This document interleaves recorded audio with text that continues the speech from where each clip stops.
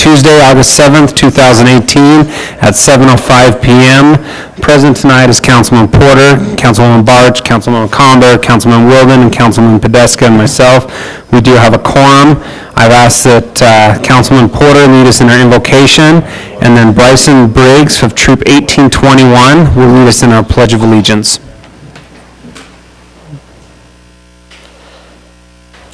Our Heavenly Father, we're grateful for this opportunity for us to gather together to conduct the business of our city, and we're thankful for the freedoms of that this country offers us, that we're able to govern ourselves. We ask you to please bless us with discernment to make decisions that are in the best interest of our citizens, and both today and in the future, and that we will be able to find means to come to agreement and help further the business of this city. And ask a blessing on those serving in the armed forces overseas. They'll be protected and watched over. And we say these things in the name of thy Son, Jesus Christ. Amen. Amen.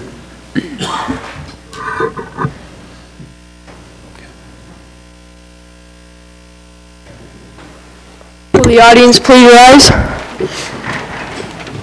Please say the pledge after me. I pledge allegiance to the flag of the United States of America and to the republic for which it stands, one nation, under God, indivisible, with liberty and justice for all.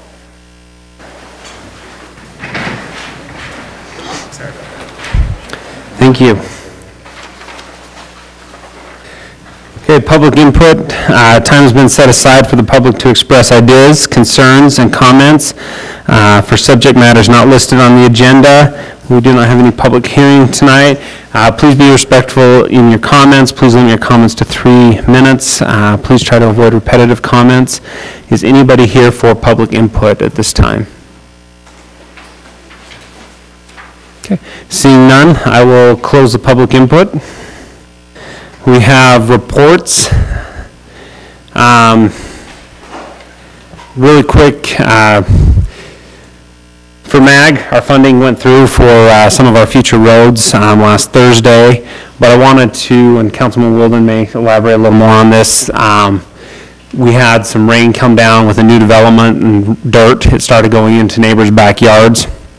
We made a call to the developer, we made a call to Public Works, and Mark, I know oftentimes George doesn't come in to take credit, but he showed up fairly quickly late at night to take care of this. It was actually up in Councilman Wilden's neighborhood. I don't know if you have more to add. Not on that specific one. I just know over the last, say, year, there's been a couple different things. George is the first one on the scene. It's in the weekend, in the middle of the night. And if Jeremy's here, if he's not, if you could recognize him in an awkward situation to make him feel awkward. No, I know he doesn't like that, but just pass along appreciation from me, at least. From the council. Happy to do so. We fully agree, and making him do something in a public forum would be torture. So thank you for respecting him. Without bringing him in, but we know how much he won't do it. He'll be the last to show up. Okay. But just to add to that, I mean, it was impressive. They had, what do you call it? Pallets of sandbags. There we go. Pallets of sandbags within 45 minutes, and 3 staff that came in and helped lay it out. And Mark showed up too. I don't want to, I mean, he just observed the whole time, but Leaned on a shovel. and pointed out how dirty my shoes were, but that's about it. Okay. Thank you. Is there any serious reports from the council? Councilwoman Barch? Just 2 since our meeting on Friday for our mid-year retreat. We had received a letter from the Utah Lake Commission requesting permission to treat several of our parcels. I forwarded that on to Owen, so if we could just make sure we get that to them as soon as possible. There are quite a few areas within the city boundaries on parcels that we own, but also they're talking to private owners as well, where they will begin treating chemically here this month, and then they'll come back in and cut and smash through the winter. So they'll also have spot treatments throughout the next couple of years on that. We just are sending a letter to them saying, yes, you can go on our property and do this. And they'll have the helicopters come in for most of the big spray treatments. So. The second one is actually kind of a follow-up to our retreat, one of the items on our retreat Friday, and that was with our DARE program. It's kind of been bothering me that 2 of our elementary schools have decided to cut the DARE program, and so I'd really like to kind of have staff follow up with those 2 principals specifically and ask them why. One of the things we really emphasize is our community policing and trying to help the kids stay off drugs and stay away from alcohol, and focusing on suicide prevention, all those with our communities that care and everything else. So it concerns me when I see that they're not doing this. So whether it's something we need to improve with our program or something that they're not getting from it that they want to get from it, if it's a time thing, I have to be a little snide in saying that they waste 2 weeks at the end of the school year on parties. Maybe they can, do some kind of a condensed program during the 2 weeks or even the week before Christmas break, likewise. I think it's just really important, so I'd like to have staff follow up with them. And then as far as the chief goes, I know that he was seeing it as a little bit of a benefit in that we're losing one of our DARE officers to military service for the next year, and so we wouldn't have to train another DARE officer. But we just basically gave him another FTE when we took code enforcement and threw it to planning commission. So anyway, it's just kind of bothered me, so I kind of would like a follow-up, especially with the principals, to see what the issues were there and how we can improve those systems. So that'd be great. Those are my only 2 items. Piggyback on that real quick. I've had the opportunity to go out to some of the DARE programs with our officers when they're doing it, and it's not, when we were kids, it was really solely focused on saying no to drugs and stuff like that, but it really is, it's about making wise decisions in all facets of your life and the way to go about doing that. And so I think that's if that's not what we want our children learning in school, I'm not sure what we want. Yeah. One other item I forgot, the Maverick grand opening, the one down on Ring Road, is August 16th at 4 p.m. So for all the community members that want to go support Maverick and get your very large drink and food, that'll be that day. Was that quick? So Councilman Barch mentioned the mid-year retreat. We had it up at Camp Williams. I just wanted to thank them for being great hosts. We were able to eat at the cafeteria, I think that's what they called it, but the dining hall. And so we're being fiscally conservative. Our dinners were $5, so it was good. But it was great food, and they just were really great hosts to allow us to use that space, so we didn't have to spend a lot of money in a hotel ballroom or something. Just great to get away from the city and get all the staff there so we can just have a really focused conversation about goals for the next 6 months and things that we'd like to see happen. And it was very effective, and appreciated the mayor helping getting that organized. So thank you. Okay, anything from administration, Mark? No, Mayor and Council, we will have need of a closed session this evening. But other than that, thanks for participating with the retreat. We really appreciate the feedback and the direction you've given us. Okay, thank you. Okay, business item 1, the police and court facility RFP award for construction management, resolution R18-42. Mayor, Council, you have in your packet the contract along with staff report on that.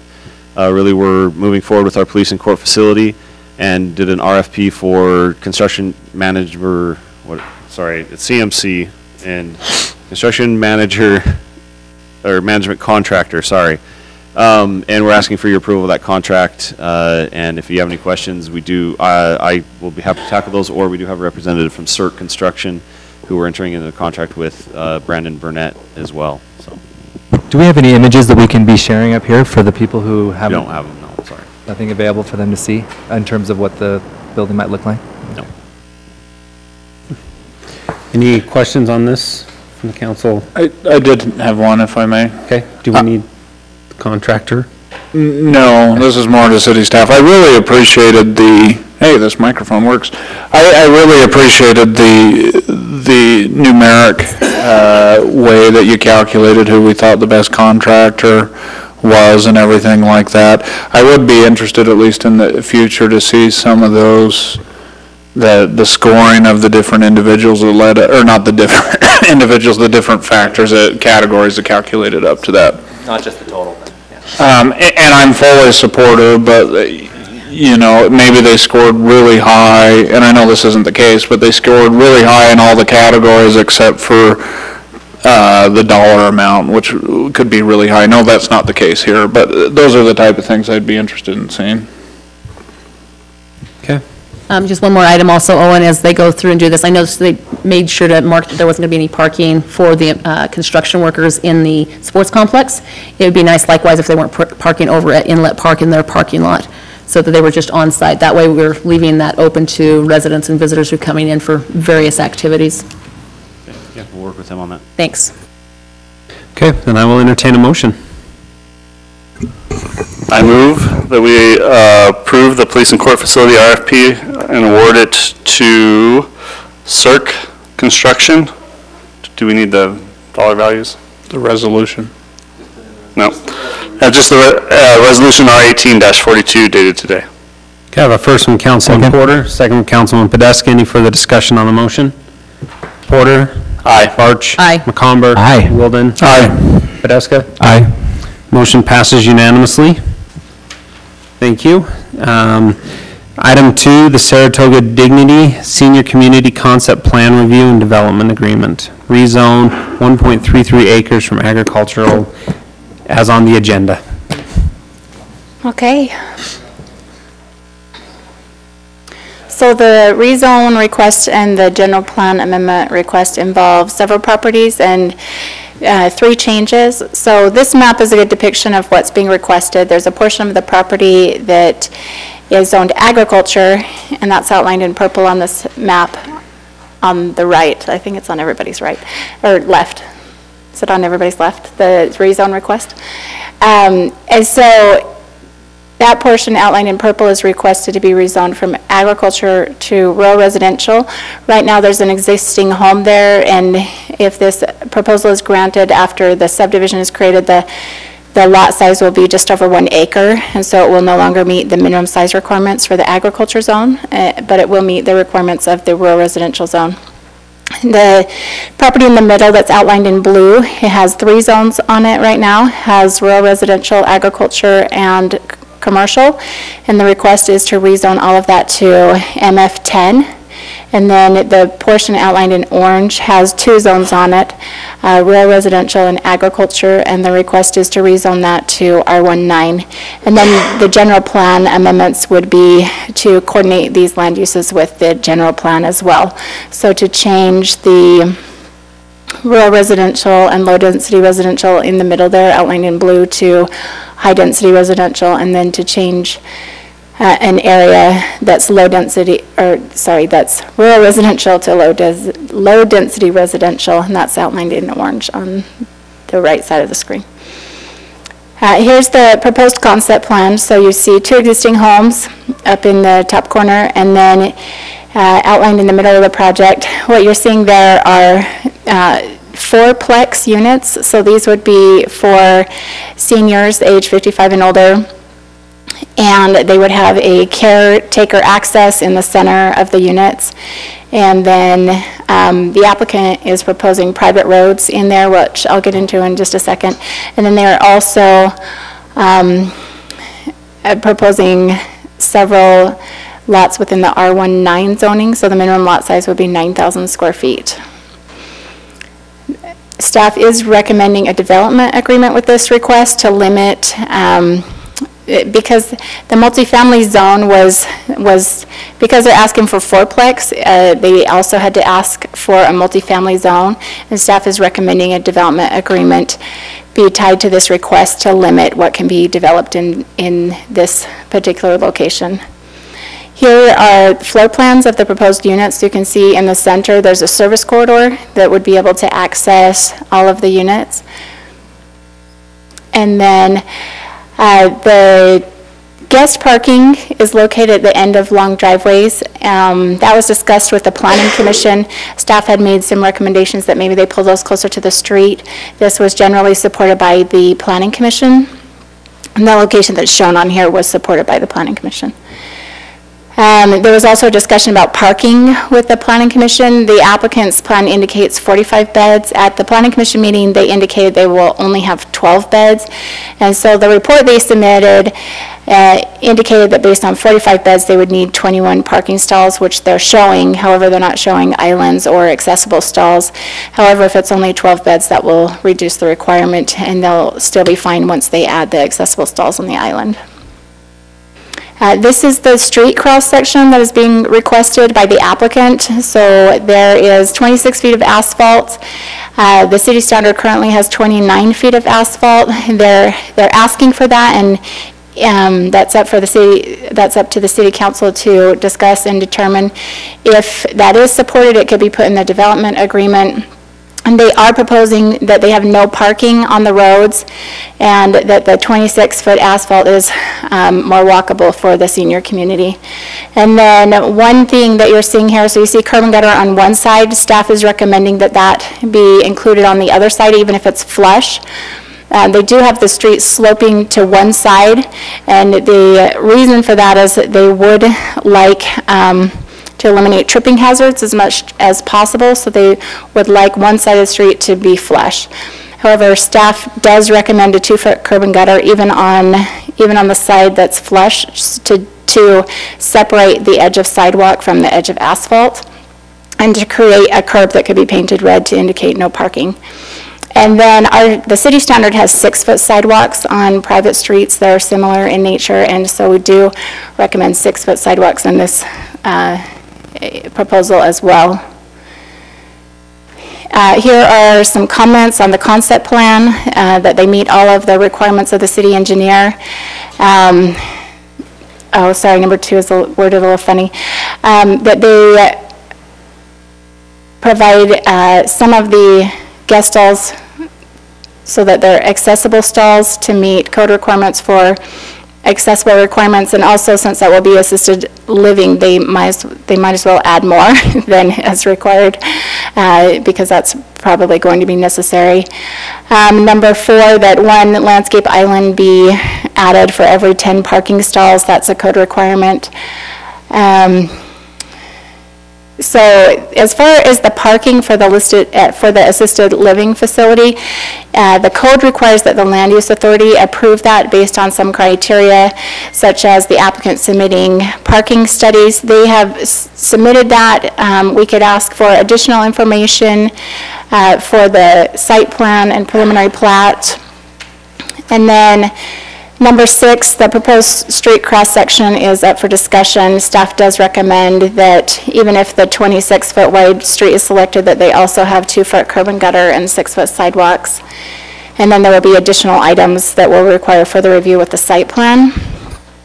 As far as the rezone and general plan amendment, so the concept is just for review, just so everybody in the audience is aware. The concept is for informal review. However, there is a request that the City Council take action on the general plan amendment and rezone requests. So there are several items listed as conditions. Staff is recommending a development agreement with the conditions here. So one of them would be that the MF10 zone not be recorded until the preliminary plat approval is granted, and then also that the uses for the MF10 zone be limited to the single-story 4-plex units and the assisted living facility. And that way, the purpose behind limiting that is so that we don't see townhomes or something like that come in later. And then there's other conditions here. There's a short section of road that, let me go point it out on the plan. So actually it's hard to, it's hard to see on here, but there's a short section at the north end of the project where the public street, over to the other street a little bit. So that street right there will be crossing some property owned by Central Utah Water Conservancy District, and then it will be connecting to an existing stub street. And we want to put in the development agreement that the applicant be required to obtain those approvals and build that section that they don't own. And then, let me go back to these. So that will also create a mid-block crossing for the existing trail and we're asking for a hawk signal to be installed to notify traffic of the mid-block crossing, and that stop or yield signs be installed for the trail users. Let's see. The 2 existing homes that are there, we would like a condition that they connect to sewer and water. They're currently on septic and wells, and then, but their lot sizes will be reduced. They won't have these large lot sizes that they're having. They'll have just over 1 acre for each of those, and so and they'll be within 300 feet of those facilities. So we're asking that they connect to the city services. And there are some existing plats that will need to be vacated, and then so access to the 2 existing homes will need to be coordinated with UDOT, and I believe the applicant can speak to that. I think they've already been working on that.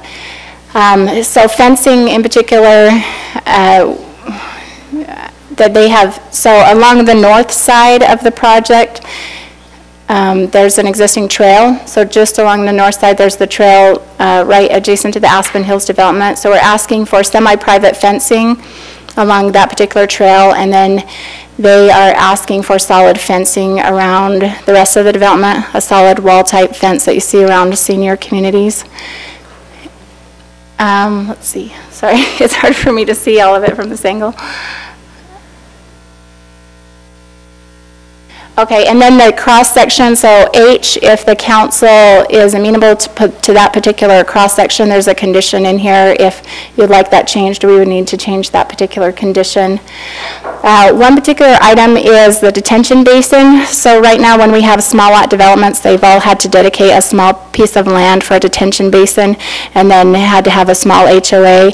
In this particular phase, they're proposing the detention basin in the larger corner lot. And so it's proposed to be in the back of that lot. We haven't done that yet in the city. It's been discussed as a way to not have HOAs. However, that would also mean that that lot owner would have an easement on their lot, and the storm basin would have to be constructed, and any future buyers would have to be aware that they couldn't alter the shape or size of that basin.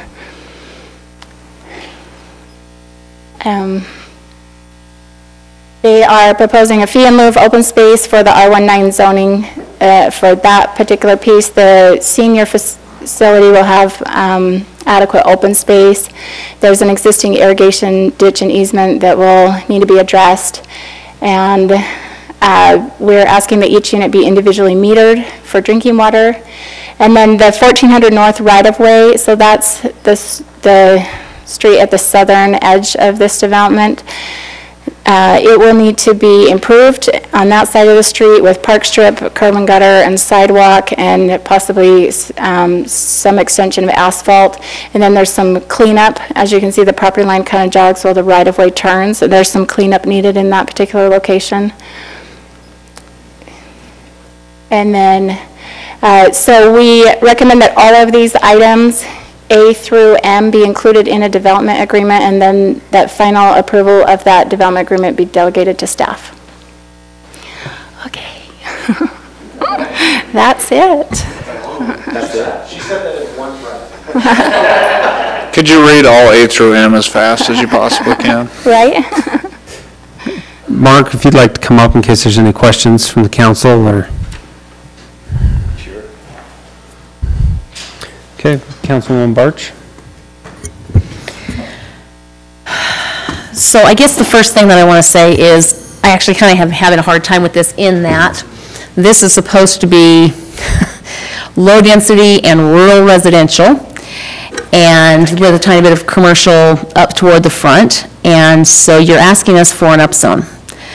Even within, I also have a hard time with it because you're asking us to give up tax-producing land, whether it's a regional commercial or whether it, is more of a neighborhood commercial or community commercial type use. Regardless, it's still tax-producing land. That being said, I'm also concerned because I'm pretty sure that the assisted living qualifies as a commercial use. So in reality, we're not getting rid of the commercial use, Sarah. So I'm not sure we actually can completely get rid of the commercial zone. It's only in residential zones. Assisted living? With all those employees and everything else. Yeah, that's how our vote is. So maybe we need to look at that, if we can. That's, it's concerning to me that we have employees coming in and out like that, and I don't know how many employees are going to be working in the assisted living versus going into the homes and the service corridors and helping out there. But I just, and maybe you can answer, at least with the assisted facility, how many employees are we talking about? 3 or 4 at the most. So 12, the facility for this, can I give you an introduction of what this is? Please. Thank you. So this is an age-restricted gated community, not gated. Excuse me, yeah. Fenced community for seniors.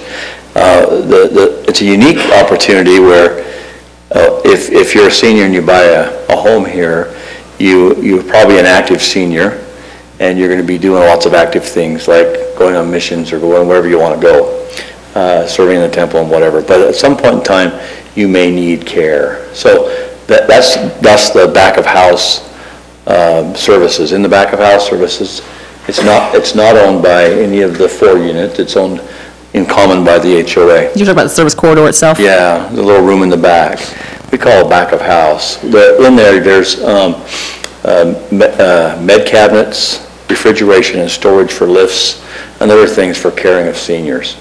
Most likely, most of our residents, not most likely, very common, most of our residents don't need care when they move in.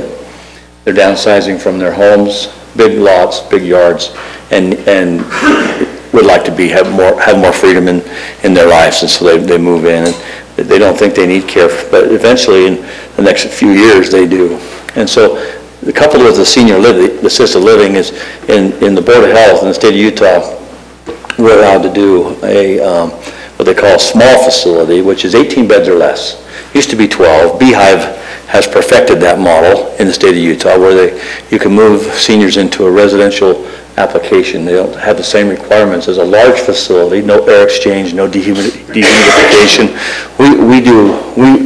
We provide assisted living services in many of the communities around here, so we understand what's required to provide assisted living. In these small communities, small assisted livings by the Board of Health license, we will provide and can provide nurse call throughout the entire campus through aerial systems, food, private duty like laundry and other services to our residents in our community.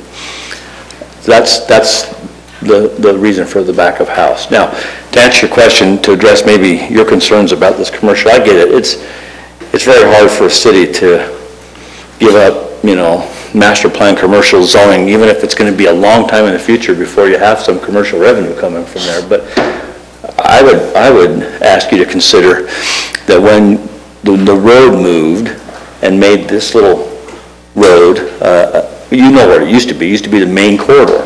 That thus could be commercial. Today, I mean, anytime in the foreseeable future, in my opinion, you'll never have commercial there. You've boxed these little landowners into a corner by making a dead end into a UDOT, as you know, the UDOT yard across the street. So what's the best use for this? We think this is a great use to provide senior services for those who want to stay in your community and don't have the opportunity, don't want a 5-acre lot or an acre lot to take care of their gardens any longer. So I think it's a pretty good compromise. Even though assisted living is in a residential setting in your city, there will be some services that can be. Now, our clubhouse also, I might mention, our clubhouse is uniquely designed where we have an outside entrance into a small 1-exam room doctor's clinic. Why? Because when you're living at home, we can provide senior service or health services inside our doctor's office and bill Medicare. Very, very huge, if you understand what Medicare and Medicaid does to our seniors. Now they can get all their care right here on our campus and still bill Medicare. So that's the reason for the little commercial application on the corner down in the south end. Does that make sense? Okay. It does. Again, it goes back to it's really a commercial use, so I'm not sure that we Agreed. I mean, rezone it. I can't argue. It's zoned, master plan commercial. It'll be our great grandchildren before anything. Well, I'm not sure that we need to rezone it. I think what you're doing is a commercial use. So why wouldn't we just leave it commercial? We can't do assisted living or this care center application, senior living in your commercial zone. There's no vehicle in your city. You say you've done this in several other cities. In Yeah. other cities, what zone are you located? Are you in a residential zone? Other or- cities have overlay zones Okay. that allow us to put our assisted living and the senior community in, as with a development agreement, in any zone. Okay. It's been well, no. One city that we're dealing with right now doesn't have a zone for it, so every city's different. Well, I understand. I'm just, wondering how it's been done in other cities. Usually we've been overlay zones in both commercial and residential. I would mention that our residents own their facilities. It's a primary residence. We don't own them, we don't rent them. Other than assisted living, the small assisted living, this is owned by our residents. So you're not going to allow rentals? No, not normally. Okay. As far as the traffic the parking studies that you gave us, the items that you gave us, the list of facilities that you gave us, none of them are like this. None of them are, you're right. But they all are assisted living, and they're all larger facilities, and they're all, when we did the study, it's outdated, obviously, and we committed to staff and the planning commission that when we come back to you, we'll have a full traffic study done. We've commissioned Hills to do that. But that study is interesting to us because some of those facilities we own, most of them we don't, but they're all 100% full when we did the study. And the interesting part about the study, I don't know if you dove into it or not, but if you did, you'll notice that the peak hours of parking, thus the peak hours of visitors in assisted living is, wait for it, it's not Sunday, which I thought, it's Monday at noon. I think we get guilty for not seeing mom on Sunday, so we go on Monday at noon. Is my guess, I don't know, but we did make a mistake on labeling that. We're anticipating this being a small unit. It's not 40 beds with a 12-bed facility, which we anticipate there's plenty of parking. Okay. As far as the road cross-section, we actually have two private road cross-sections, and I am just fine in telling you to use one of the ones we've got. So Then we won't be coming to your community. Let me tell you why. And that's fine. We're okay with that as well. But let me explain something. The biggest cause of problems for seniors is trip hazards. Ted's here with McNeil. We painstakingly get rid of all curbs. We respectfully petition you to let us do our section. We slope the road one way. We don't have to have curb on both sides. We can paint. We can add sidewalks and paint. So there's no. I met with the fire chief. We're okay with labeling and painting the curves red, but even when you drive into our unit, you don't step into the house. It's flat from the garage into the door. There's no step from the porch into the house. We get rid of all steps. And so using one of your existing cross sections does not work for us. I'm sorry. We have seen too many seniors fall, break hips, knees. It's just, we just won't do it. But you're putting sidewalks in. Yeah, but the asphalt goes right to the sidewalk. There's no trip.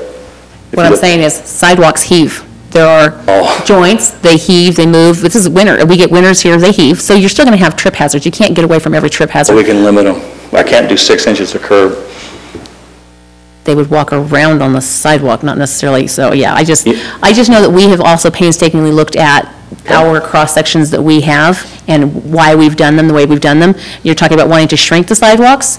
We require larger sidewalks. We'll put large sidewalks. There are lots of things in there that I think that you are missing the boat, but that's me. I'll go to the couple different, okay, so go to single-family lots for a minute. As far as, I know this is not completely your bailiwick, but as far as the roads there, I really think we need that interconnection from there. We need to not have that cul-de-sac there, and it needs to continue, have a stub out, so eventually we can continue all the way down to 1400 North. One of the things I know in the Planning Commission that you mentioned is that you were concerned about people driving through your neighborhood and using that private street. If you continue that road all the way down to 1,400, all of a sudden people are going to go straight down to 1,400 and out, and they're not going to be using your private streets. So that's something I think that needs to be done, is that needs to be interconnected all the way down. So connecting south, you're saying, instead of a cul-de-sac? Instead of a cul-de-sac, yep. So you stub out, and then when the property owner to the south is ready to come in, then they continue that down to 1,400. As far as the storm drain in the back of the one lot, I know that's something that we're looking at. I don't have necessarily a problem with doing that. One of the things I do think would be very beneficial is maybe get together with Arcadia next door that's coming in at the same time, and work with them instead of maybe making that one single storm drain detention basin, that you can then instead put it down and increase the size of theirs and take all of the detention down to the one single facility. That would solve the problem of having to have the detention basin there, solve the problem of having to have it in a yard. Still don't have to have an HOA that way because it's all down part of it, or I don't know how Arcadia is doing theirs, but nonetheless, you can work through the system that way. So that's something to kind of think about in that area. Let's see. As far as the solid fence around the most part of the development, I don't have a problem with that. My other major concern is on the north end with the two remaining houses. From the UDOT plans that have been set aside by them, on the first phase, they will have access directly onto that road. Once the second phase comes in and those become true frontage roads for the freeway, there will be no access, and you're completely... There will. We have permanent access easements on, from those two homes onto that road, on that frontage road, in perpetuity, right here. Okay. We have access. So that's new information for us. So that's not exactly what's on it's not what's on their plans at all. That's not where they were at before. It's on the purchase and sale agreement that we... Okay. Fantastic. So that relieves a little bit of that. That being said, it's kind of awkward to have two homes like that right off of the development completely surrounded by nothing but road and wall. It just makes for, I mean, the current landowners live there and they're obviously okay with that, but they're not going to be there forever. And that's going to, it's just an awkward way to make that connection. So I would much prefer, if you're going to do that, some kind of an agreement wherein the future you can come in through that north driveway, connect in, and add additional buildings if you're going to do that, so that you don't have to have eventually that connection off of 800 West, Foothill Boulevard, Mountain Corridor. Those will be sold, they won't be owned by us, but okay. Well, it just doesn't make sense. I'm just seeing very landlocked Thank you. parcels, and so I don't think that that's very good planning. Again, and then I'll just finish off with my main comment that I don't think that the residents realize that they don't even have to have this here. They can have all low density here. And I think if they realize that, that I'm not sure that they would 100% want that. So that's just my personal opinion. That's where I'm at. Okay. Councilman McComber? All right, so you said only 3 or 4 employees, even for all of the working, like doing laundry and taking the food and all that? I guess I was like, that's a lot of units for 3 or 4 employees. Employees, so a lot of our services are outsourced, obviously. So they'll come and park in the driveway and go into a unit, but they don't work for the AL. Does that make sense? So home health and hospice can come right to your unit just like they do in any residential setting. So that's a lot more traffic though. Not into the assisted living. No, but into the community. Pods with all of because the guest parking. Right, and that, I mean, in consideration of that, we've got two places in our garage, 2 outside the garage, and 2. So we have 5 stalls per residence. I couldn't really see the driveways as well, so as long as it meets Sarah will make sure that all the parking requirements are met, and so I'm fine with that. The private roads, I mean, I'm listening to you, I'm hearing what you're saying with that flush. I mean, I have a father who's definitely would qualify for this, but except my family has the ability, we have like an apartment with an elevator in one of my siblings' houses, so he's fine, but not everyone has that luxury, and I understand that. At the same time, it's just difficult because it's like, we have worked on our cross-sections. I've been on the city council for 9 years, and we have worked on them, and and all of a sudden, boom, another change. Some of the problems that we have is that they are private, and we put the blue sign up and everything, but then people still complain, they still complain to the city, they still, and then we have certain requirements and standards that we have that we want to make sure are being met. So I've got to think about that a little bit. I'm going to listen to my peers here. I understand where Shelley's coming from. If you have good sidewalks, I don't understand why people are walking out in the street anyway. They should be on the sidewalks and in their house. I don't understand why. And if you can't park on the street, how are they even getting out of the car and walking from the street onto the sidewalk? They should be driving up into their driveways. Our communities walk quite a bit, and they walk to the clubhouse. But they don't stay on the sidewalks, they actually... No. Yeah, it sounds like maybe an education issue, but, so I think that really what it comes down to for me is that I'm very much against major up zones like this.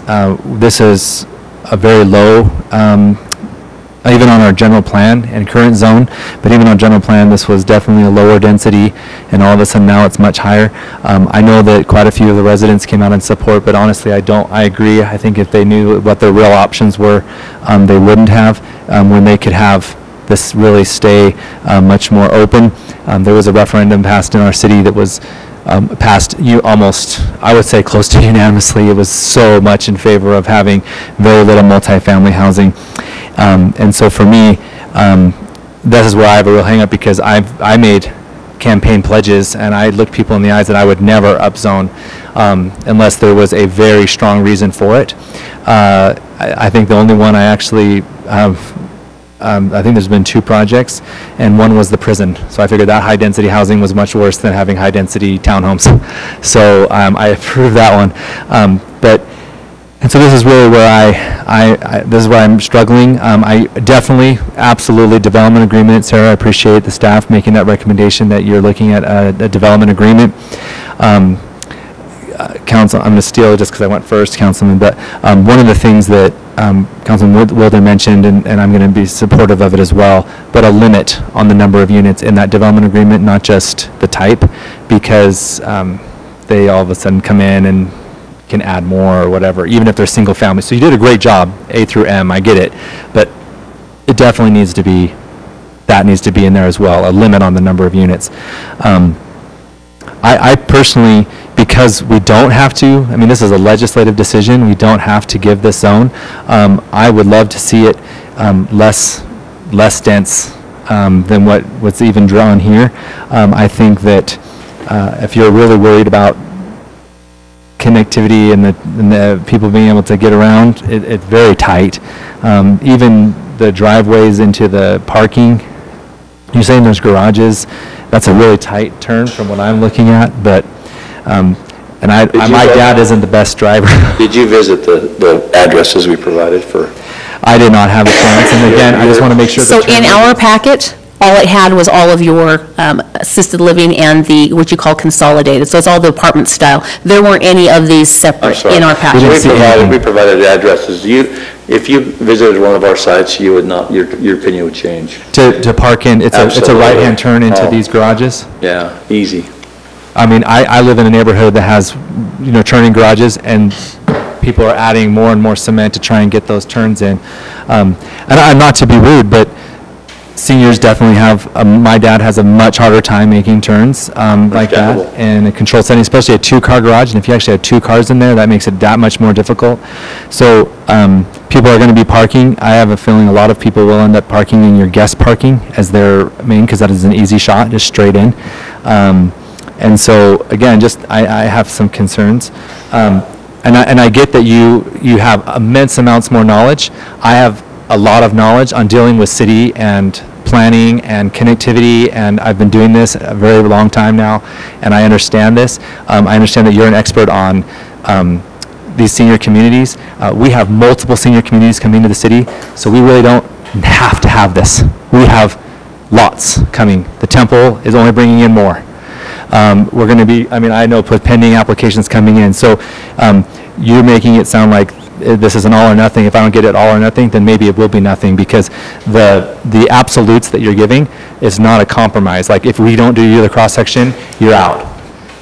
You basically tell Councilman Barch, if we don't do your cross-section, you're out. Let me explain. If we did any of your 2 cross-sections, we would eliminate like a third of our units, so it doesn't make sense. We can't make. So really, it's a financial thing, it's not a Absolutely. safety thing. Absolutely. You were playing the safety card, and so. No, but we've done that same profile on other campuses, and there's not a safety issue. Yeah, it's just, for us, I mean, we're willing to even do, I think, a shorter curb. Sarah, I thought I read where you're like a little lip one, so it has a little bit of a curb, not the full square curb, right? You made that. So really, it's, your product maybe doesn't fit on this small piece of land, and you can't pen it out, but really it comes down to a financial thing.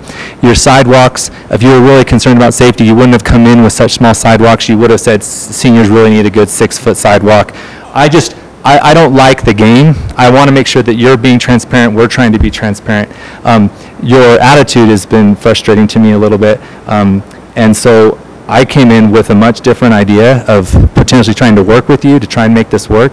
But your attitude is making it sound like you don't necessarily want to work with us. No, I apologize. That's not what I'm intending. Not at all. I'm sorry. So that's just the sense that I got as you were talking, Councilman Barch, and then to me and your reactions to what I'm saying. I'm just trying to make sure that we have good product, because you're going to build this, but you're not going to live there, and you're not going to go off and do your next one. The people who live there are the people I have to respond to when they have complaints and concerns, and then the people who move here 20 years from now are going to be on talking to other councils and getting up there on public input and complaining. We've had other developments that come in that I've inherited that I wish the councils in the past would have done a better job, really vetting things out. When it comes to connectivity, with Councilman Barcha saying about the cul-de-sac, I mean, maybe we can make something work there, because I know we have the neighborhood next door, maybe we can connect in. But I get where she's coming from, is having the straight shot to avoid people driving through your neighborhoods, and especially getting lost in your private roads.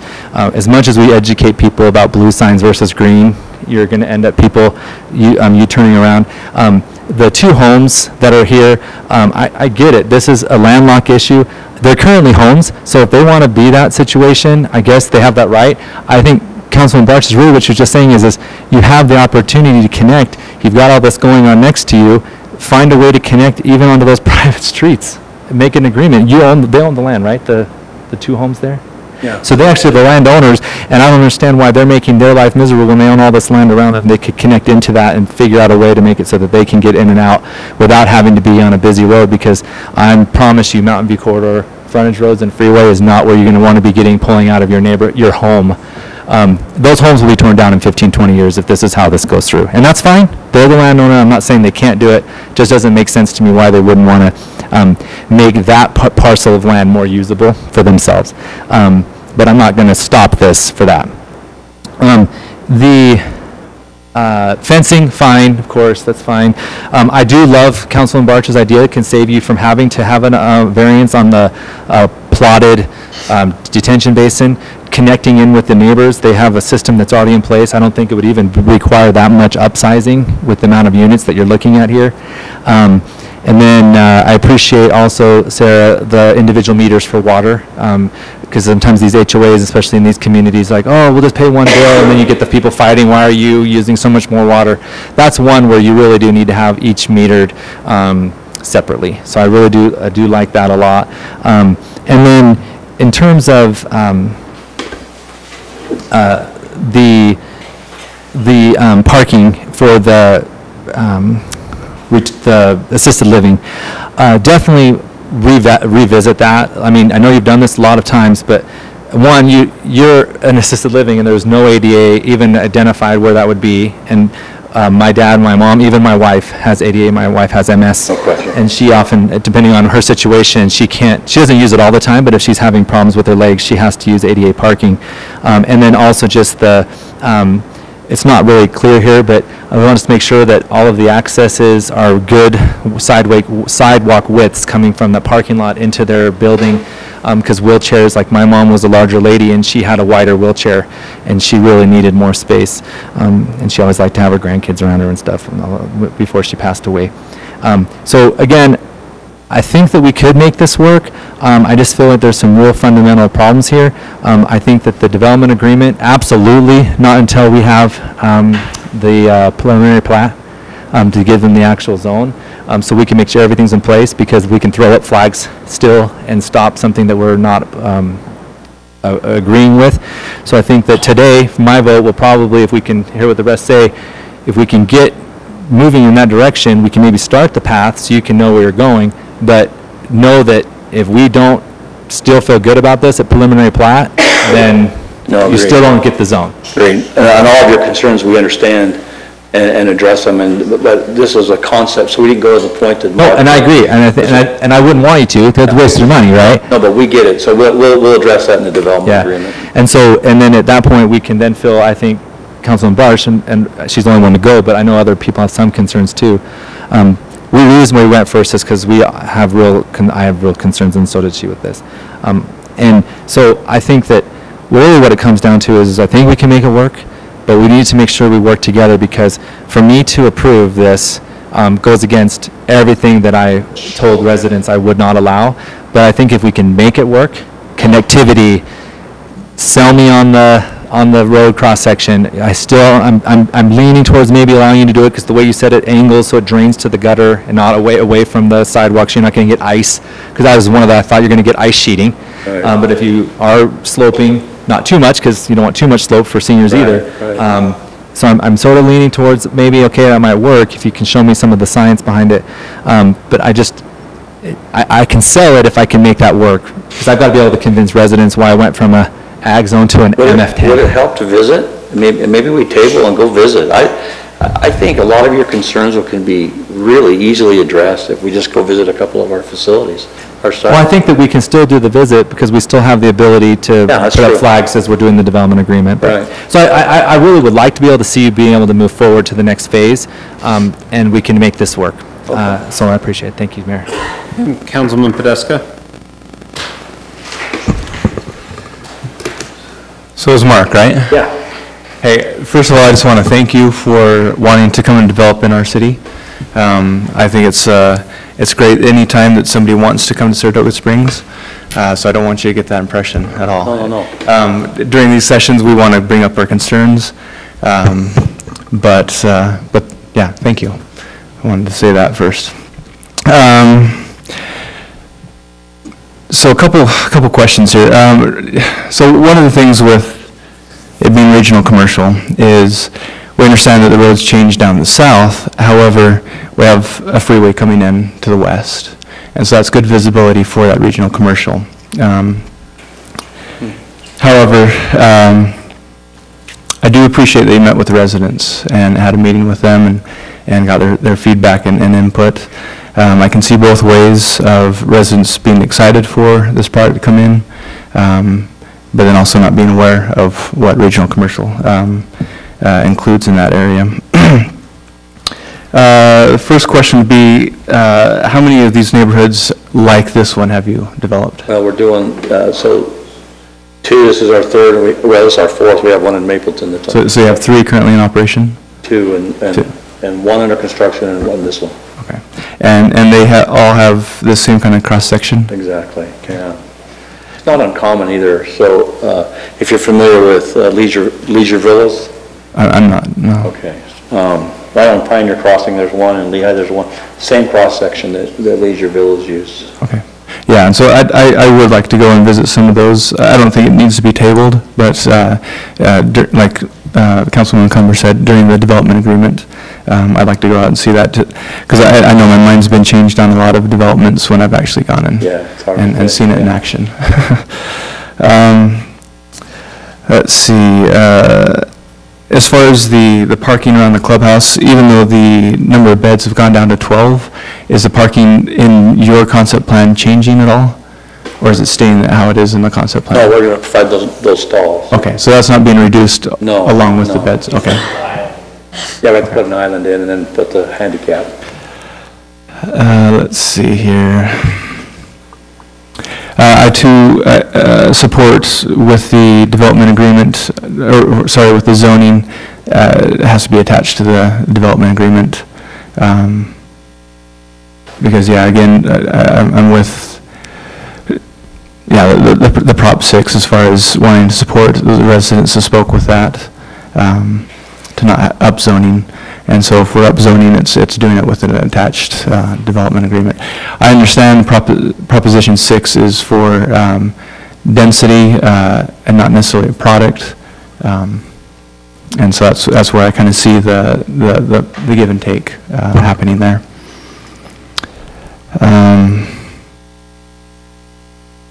Now, and maybe this is a question for staff, but will parking be allowed on the street on 400 North, the south of the development? Is that 1400? Okay, 1400. Right, 1400 North would be a public street and that would allow parking. And is UDOT, with their master planning, going beyond their driveway with the street, or is it? I know it dead ends, but right now they're showing it dead ends at their driveway. So do you mean, does Mountain View Corridor go further south? No, as far as 1400 North, how far does that go towards? It won't. I'm not asking if it will connect into Mountain View Corridor. Further, yeah. But where does it? Is it going to cut off before it gets to Mountain View Corridor? I don't know the answer to that right now. Because right now, like the future plans of UDOT, they show a cul-de-sac right at their entrance, which would be before their entrance. So I'd have to look at the Mountain View Corridor. You know, Mountain View Corridor has two phases.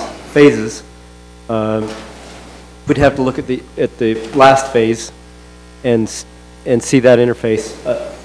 I don't remember. It's destined to be a dead end due to that. Yeah, so I just have a screenshot of from their website that shows the kind of the future plans, and it shows that they're widening of 1400 North, dead ending at their entrance, and so that's where I just have. Was that website you looked at the one that you go back and forth, you'd see the two phases? Yeah, the current and the future. Okay, well that would be the best information we have. Okay, and so I would just like to see that coordination with UDOT as far as that south entrance. Absolutely. To either connect into that cul-de-sac or have them extend that further. And I think that, besides everything else has been said, I mean, originally my concern was about those two lots, about their exits up in the northwest corner, but seeing that they've already worked with UDOT to have those easements and different access. And other than that, that's all my questions. Okay. Councilman Porter. You want to? No. Whatever. So, okay. I think the parking's been resolved in my mind with the decrease in the number of beds. I agree with some of the comments that have been made about these two parcels, these two homes. I think they're destined to become undevelopable islands. However, you know, the property owners have some rights to continue to use their property the way they see fit. So, well, I think it would be better if it was that property was incorporated in somehow into your development. I'm not gonna make that an issue. I do agree with the connectivity of I believe it's Cozy Lane, continuing that through. That's fine, yeah. And well, I agree with the idea of working with your neighbor to have a joint, if you can. Basin, yeah. I'm also okay with your solution if they're not. Okay. If you go to them and they're like, forget it, we're not going to do it, then I'm still okay going forward with what you've got shown here. So I just think that's a preferable solution. That's a good idea, yeah. So, I mean, what is the current zoning of the southern? I know that there's like a strip of rural residential and a strip of agricultural, and is it currently zoned regional commercial? Or is that just on the general plan? Well, so it was zoned regional commercial when, I can't remember the year, I want to say. Okay, but that's the current zoning, right? I want to say about 10 years ago that it was rezoned to regional commercial, and that was when SR 73 ran through there. Right. So, I mean, I understand the concerns of some of my colleagues about, you know, what they consider an upzone. I would consider, you know, if we receive the product that is shown here, I would consider that a down zone because regional commercial is the most intense use that we have in our city, except maybe industrial. And so, you know, I also have talked with some of the developers around this area because I've got the exact same concerns about losing commercial space. I've brought them up numerous times. In talking with staff and in talking with some of the developers that are specifically bounded by Mountain View Corridor, being right there in that corner, although it's great visibility from the freeway, is horrible access. Everybody will know that you're there, nobody will be able to get to you. And if they can't get to you, they're not going to buy stuff. And so so that, weighing that as well as the concerns of the residents, them not wanting commercial, the residents preferring a residential use in this area, I can get to where I can accept the rezone if it is tied to this specific site plan and product. Yes. I share the same concern. I do not, you know, want to approve a zone and then all of a sudden, you know, so you decide it's not going to work for you here because we won't give you the right sidewalks or whatever, and now we've got townhomes or something. So I agree. I don't think that's what any of us want to see. I guess one thing that Councilwoman Barch mentioned that I agree with is staff. We need to have staff get a copy of this easement letter that you've got for those properties, just so that we have it in our records. And then I would include that something in the master development agreement limiting the size of, you know, the plans say 45, you say it's actually 12. I just want something in there that says it's 12. Yep. And, you know, I would be supportive, like was discussed by Councilman McComber, of something limiting, you know, in the master development agreement, limiting the number of units so that we can guarantee that we're, you know, even though we have to give the more dense zone in order to get the attached product that you're trying to do, that we can guarantee that we're not getting, you know, an MF10 type units. Agreed. That's a wise way to do it. Yep.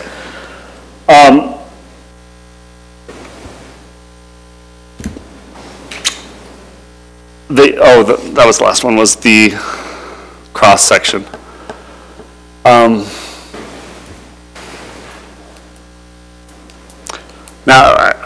I've looked at we have two or three different developments. So I'm going to ask a question. This is 26 and our cross section is 29. Is that correct? Okay. Just want to make sure I'm talking about the right one. I'm not talking to the people that are sitting behind you. I have a lot of heartburn with that reduction, just because we have spent so much time, and every time we've looked at cross sections,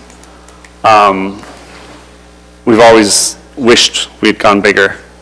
I mean, this I hate to say it, but this is likely to see a lot of emergency traffic, more so than your average neighborhood, perhaps. And I would hate for an instance, I mean, we've had instances on our own city streets where it's been difficult for emergency services to get to where they need to be because of being blocked. I know you're talking about no parking. I'm more supportive than some of the flush. I mean, my grandmother fell when she was alive, and you know, it's a horrible thing for them to have to go through. And so I understand with this specific type of development, you want to mitigate that as much as possible. So, you know, as was said before, I'm willing to be convinced on that aspect. The road width is harder for me, but I think, you know, I would be open to going to see some. I'd like some of your nearby product just so I can visualize it, because I mean, I lived in one of the few neighborhoods that has private roads besides Saratoga Springs Development, and those roads were way too small, given it was young people with lots of people visiting and stuff like that, and so it was a different demographic, but we had small roads and it was a nightmare. So, I guess those are my thoughts and my points. Is there anything that I missed that I need to? Fencing's fine.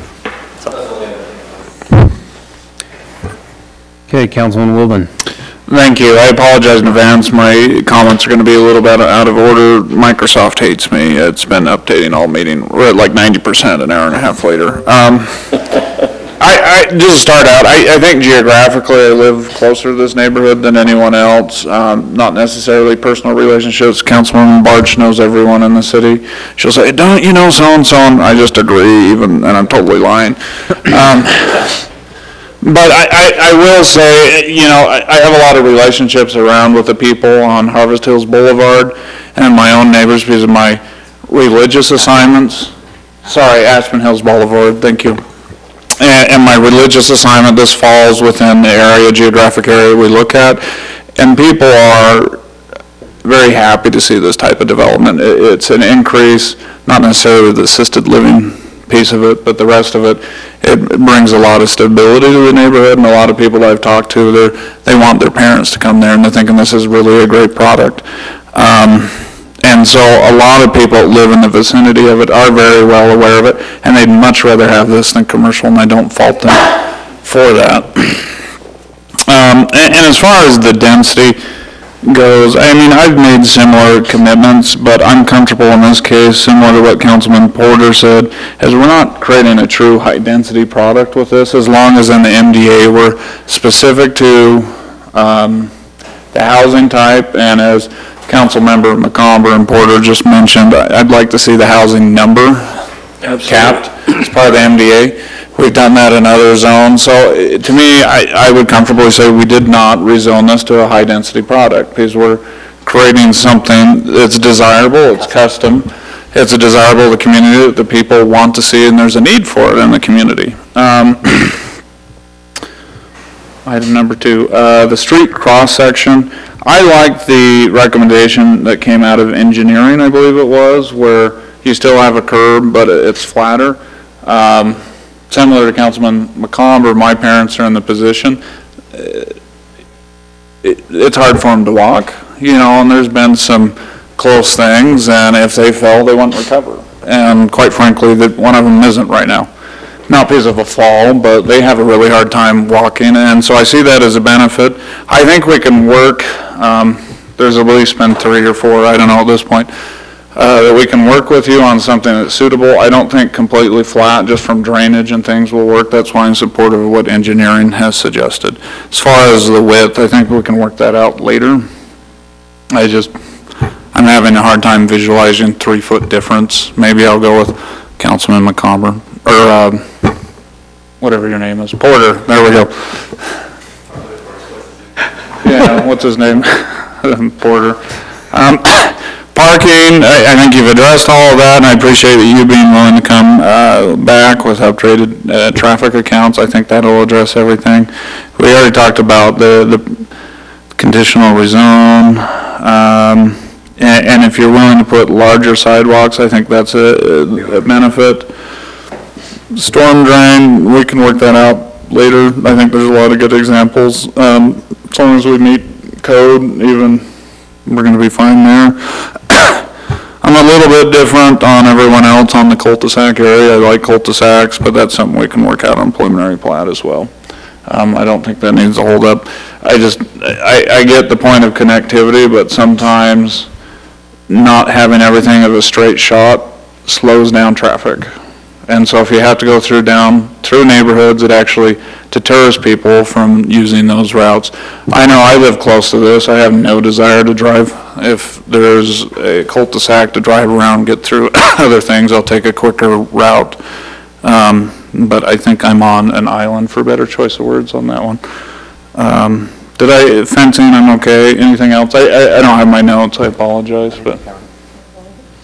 So I'm comfortable with the rezone right now with those conditions. Adding I think all the conditions up there are fine. I just want a condition around the specific number of units. And Sarah, could you give us a unit count so we can?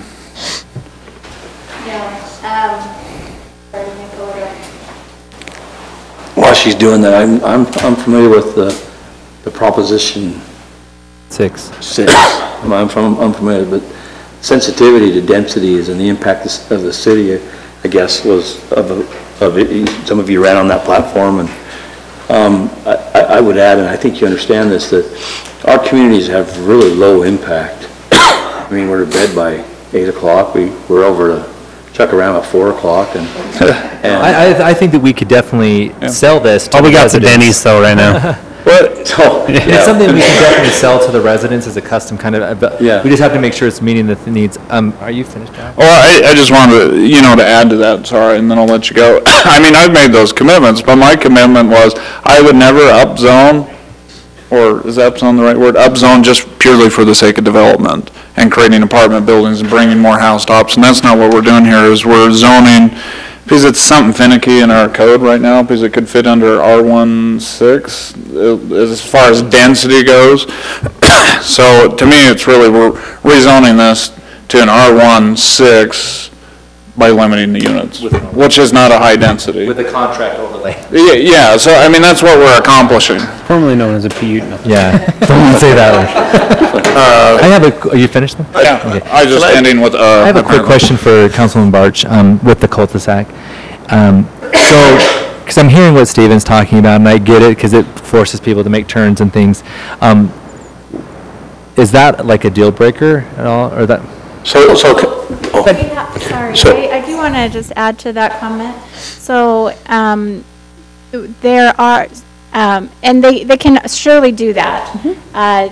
We do have them connecting to the East. Arcadia, Yeah. and that makes kind of a winding route through. And at Planning Commission, there were just a few members from the public that were concerned about it being a more direct route. And when we showed that it would kind of be circuitous through Arcadia, they were comfortable with that. So I don't know that They weren't or they were? They were. They're actually more They comfortable were- with that, yeah. They were more concerned if it was a straight shot, and so I don't know that you have that information, but it might be helpful in your discussion. And that's what I And was we're- because when Steven made it made sense to me, all of a sudden I was thinking the same thing, so I wanted to double, because I'm sort of leaning towards the We're cul-de-sac indifferent. more. We met with the developer, it'll soon be before you to our east, and the configuration is what he requested. No, and I'm actually leaning towards more of the cul-de-sac after Councilman Wilden's comments versus what Councilwoman Barch had said at the beginning, because connectivity is important, but at the Yeah. same time, Right. also traffic calming. It is a technique for traffic calming. No, my bigger concern as far as the connectivity, and that's fine if that doesn't happen, because we do have connectivity through the other neighborhood, one way or the other, was just that you then also have the parcel to the south eventually that's just this kind of little island in and of itself. So it just makes it a little more awkward. One road that could connect in from Arcadia. From Arcadia also? Yeah, there's one. And we Is haven't Arcadia actually the technically Jaguar seen East? Arcadia. Yeah, because right now it's showing a stub into their section. So however that works out, that's not a just noticed deal that. killer for me. Yeah, that's not a deal killer for me. It's just one of those things we can work towards, is that connectivity. So I don't have a problem one way or the other. I just thought that, yeah, and then the other part of that, of course, was the storm drain. If you can work with them, great. If you can't, Sure. Well, Arcadia is Cosimo, is that Cosimo, the applicant? Yeah, we can work with him, yeah, we're already trying to work with him on the sewer line. yeah, like I said, I know it's there. We haven't actually seen anything from them yet as I think it's council. coming, right? I think they're just behind you. Coming soon. Yeah. In my comments, we're looking at that little stub there. They were on Arcade. And that's what I base, I know it's not built there, but that's what I'm basing it on, because they'd have more than one access point out of that neighborhood as well. I just, to your point, and to follow up on Councilman McComber, a lot of the residents that I've spoken to, their issue with high-density housing is, it brings a lot of needs for infrastructure. Sometimes it brings crime. It brings a need for more schools. Right. Your development is not bringing any of those things. Unless we've got a Breaking Bad situation going on in any of your neighborhoods, I think we'll be good, so. Mayor? Wow. If I may, can I make a comment on that? So, first of all, this decision, is legislative, right? So that you have the general plan, and it's, what they're asking for is different than that. So that being said, on the subject of Proposition 6, my understanding is these units are going to be single-story attached, correct? That's right. Okay, so the proposition says, this is directly from it, multifamily single-story units are limited to no more than 7% of all housing. We don't have a lot of the single-story attached units in the city. In here, it shows there's some with a bonus room above the garage. And the trusses, yeah, it's still well below the peak. Okay. So I don't know how that, in the building code, how that's probably Classified. still defined as a rambler or single-story with a bonus room. Even in the building code? Yeah, I don't know. Yeah, I think the building code's defaults to the 7.5 building feet, code. I think is what then technically makes it a story. 6 to my mind is 7.5. Can I? Okay. Well, that being said, I guess my comment really isn't applicable, but just trying to help you out there, but maybe it doesn't help. But really, we don't have a whole lot of that. I think of SSD having some of those, but anyway, just for the record. Councilman Wildman is chomping at the bit for another question. No, it's not a question, but I appreciate the commentary, Kevin. My standpoint is, like, I always abide by Proposition 6, even though it's not written the way it's designed. And from my understanding, technically, if we followed it to the letter of the law, we'd need to stop building family homes, and we'd need to build more apartments. And I don't think that's what the residents Because right now our percentages are. Yeah, and so I appreciate the commentary, but I'm not really focused on necessarily the specific housing type, as I think residents want this type of development that's going to strengthen the community and bring a sense of community and a demographic that we need. Yeah. I mean, Mayor will finally have somewhere where he'll fit in. Sure, I know. People with hairstyles like this. And I learned from your comments, now I know why the mayor only calls me on Mondays and not Sundays, so. You feel guilty? Mayor, if I could make a comment, Yes. Just to go back to a comment Councilman McComber made about the driveway and the widths. When we looked at this at Planning Commission, when you're coming down that private driveway, basically what you're looking at is what's exactly set up at a parking lot in a shopping center, for instance. You have a 24-foot drive lane, you've got 18-foot stalls on each side. So if you look at it that way, that's how much room they will have coming in and out and pulling into those stalls in front of the garage. Thank you for that clarification. Okay. If there's no more discussion, I will entertain a motion before they move for gates to block out zombies in the apocalypse. I wanted to answer the question. There's Oh, 92 here it comes. units Okay. and 12 beds. 92 units and 12 beds. No, that's not including the single family. That's fine. Okay. I can make it. I don't think that part's being zoned MF10, so it doesn't matter, right? That part's being zoned. I don't low worry, density. yeah, it's not that multifamily, yeah. 1-9. That's good. We almost always will put that in the development agreement anyway. So, but that's good to get that specific direction that you want that as a condition. We'll make sure we get that. You ready? Mayor, Just gonna try. one tidbit of information I think is important. If the road goes through and there's not a cul-de-sac, standards require some sort of traffic calming measure for streets that are longer than 1,000 feet without a 45-degree turn.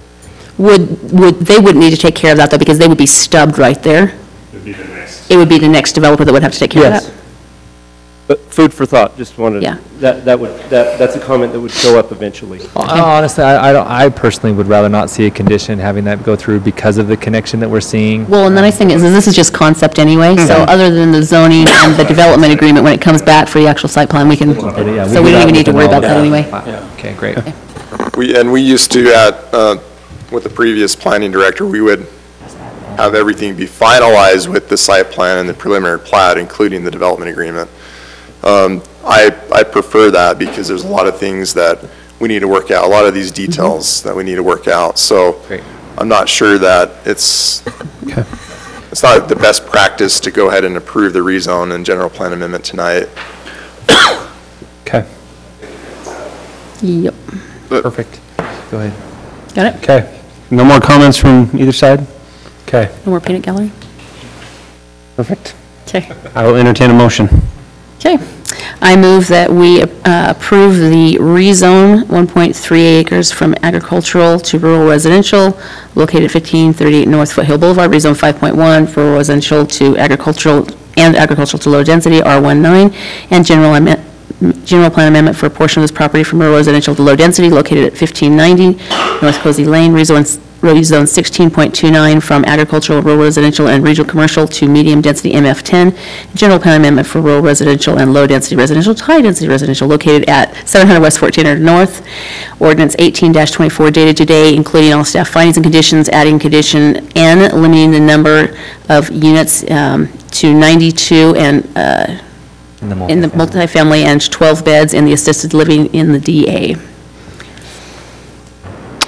I'll second. Okay, I have a first from Councilwoman Barch. I have a second from Councilman Wilden. Any further discussion on the motion? I would ask that the staff coordinate a tour in the near future so that we can maybe go together and have an opportunity to see some of the product that you have.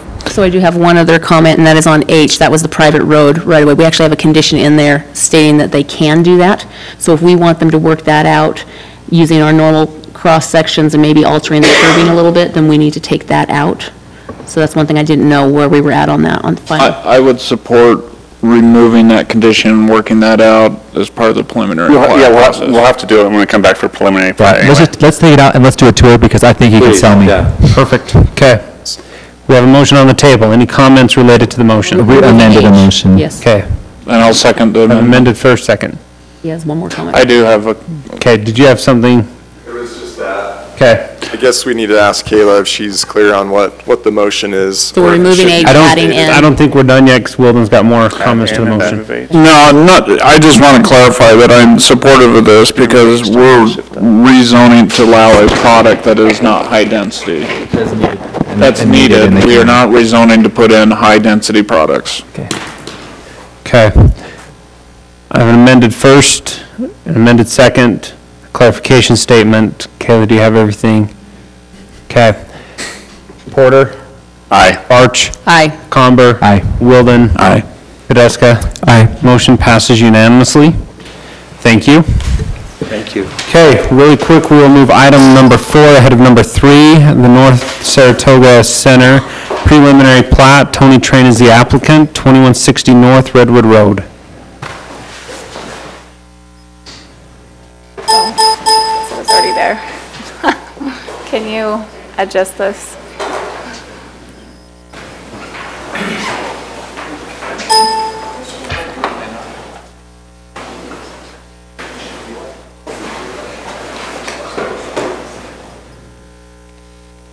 Okay.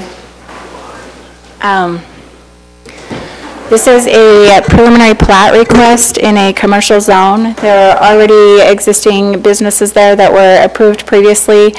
And then we saw a site plan that had buildings for the remainder of the site. However, those have not yet been developed. At this time, the applicant would like to subdivide their property so they can sell the different pieces. So what you're seeing here is their concept plan with the proposed lot lines in blue there.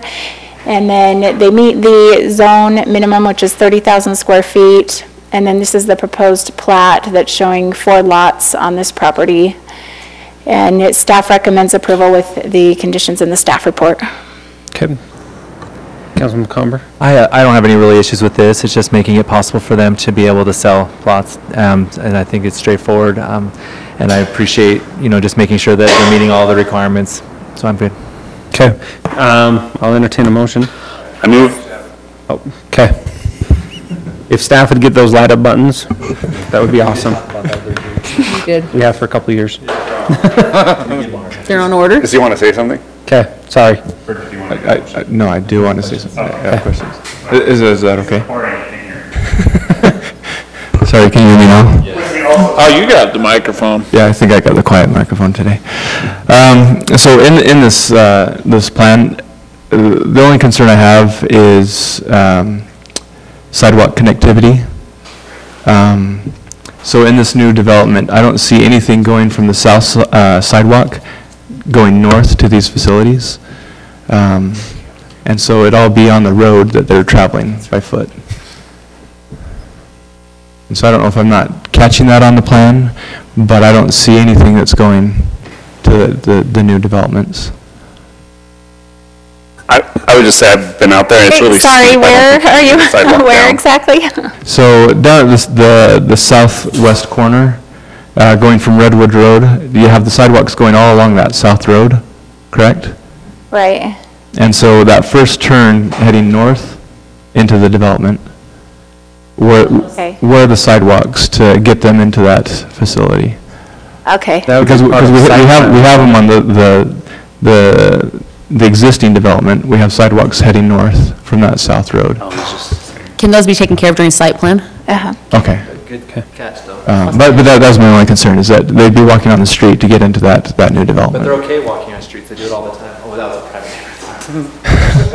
Okay. But, anyway, yeah, so, yeah, I guess for as a future site plan. We can look at that further. Then I'll entertain a motion. I move that we approve the North Saratoga Center preliminary plat, Tony Train applicant.